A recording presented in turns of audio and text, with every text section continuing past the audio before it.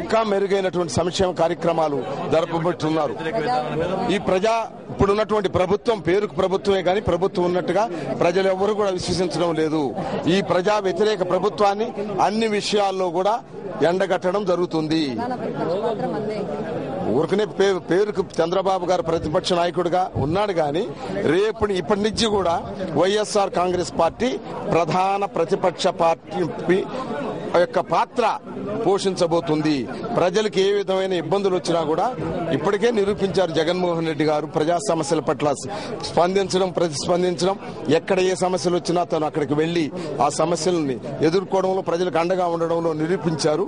ఇప్పుడు శాసనసభలో కూడా బాగా పెరిగింది కాబట్టి స్ట్రెంగ్త్ 17 మంది శాసనసభ్యులు ఉన్నారు. అలాగే పార్లమెంట్ లో 2 పార్లమెంట్ సభ్యులు ఉన్నాము. అందువల్ల తప్పనిసరిగా సమస్యల పట్ల ప్రతిస్పందిస్తాము.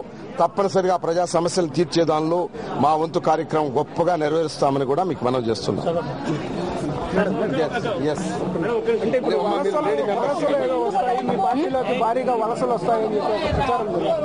ముఖ్యంగా ఈరోజు రాష్ట్రంలో 18 నియోజకవర్గాల్లో ఎన్నికలు జరిగితే 15 నియోజకవర్గాల్లో భారీ సంఖ్యలో వైఎస్ఆర్ కాంగ్రెస్ పార్టీ అభ్యర్థులను గెలిపించారంటే ఒకటి వైఎస్ రాజశేఖర రెడ్డి గారు చేపట్టినటువంటి ప్రతి సంక్షేమ పథకాలు కూడా పేద ప్రజల హృదయాల్లో శాశ్వతమైనటువంటి ముద్రేసుకున్నాయి. ఆ పథకాలు మళ్లీ అమలు కావాలంటే జగన్మోహన్ రెడ్డి గారి నాయకత్వం అయితేనే అమలు అవుతాయనేటువంటి ఒక నమ్మకం ఉంది. కాబట్టి ఈ రోజు అధికార పార్టీని కూడా డిపాజిట్లు లేకుండా చేసి 15 మంది ఎమ్మెల్యేలను భారీ మెజార్టీతో గెలిపించడం జరిగింది. అదేవిధంగా ఈ రోజు జరిగినటువంటి ఉప ఎన్నికల ఫలితాల్లో కొన్ని నియోజకవర్గాల్లో తెలుగుదేశం పార్టీ డిపాజిట్ కోల్పోయింది, కొన్ని నియోజకవర్గాల్లో కాంగ్రెస్ పార్టీ డిపాజిట్ కోల్పోయిందంటే రాబోయే రోజుల్లో ప్రజలు సాధారణ ఎన్నికల్లో ఎలాంటి తీర్పు ఇవ్వబోతున్నారనే దానికి ఈ రోజు ఎగ్జాంపుల్ గా ఈ ఉప ఎన్నికలకు ఫలితాలు ఇచ్చారు.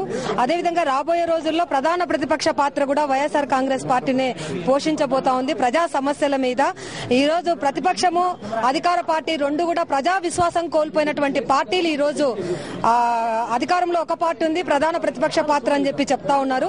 ఈ 2 పార్టీలు కూడా ప్రజా విశ్వాసం కోల్పోయినటువంటి పార్టీలు.